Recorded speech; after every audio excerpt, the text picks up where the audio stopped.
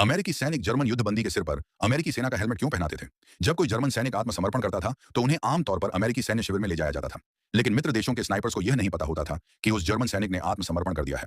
इसलिए वे उन युद्धबंदियों को गोली मार सकते थे। लेकिन युद्धबंदी को अमेरिकी सेना का हेलमेट पहना देने से स्नाइपर उन पर फायरिंग करना बंद कर देते थे, जिससे युद्धबंदी की जान बच जाती थी।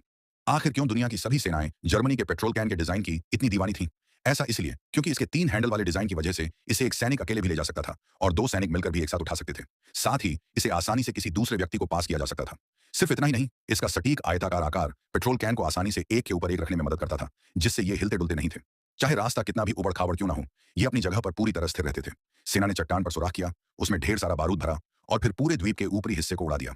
इसके बाद उन्होंने भारी और मोटी कंक्रीट से पूरे द्वीप को ढक दिया और उसके ऊपर एक विशाल तोप लगा दी, जिससे यह एक बहुत बड़े पत्थर के युद्धपोत जैसा दिखने लगा। इन तोपों की ताकत बहुत ज्यादा थी और इनकी रेंज 10 मील तक थी, जिससे दुश्मन के जहाज इसके करीब नहीं आ सकते थे। चूंकि इसकी दीवारें मोटी कंक्रीट से बनी थीं, इसलिए वे इतनी मजबूत थीं कि किसी भी बम विस्फोट के नुकसान को आसानी से झेल सकती थीं।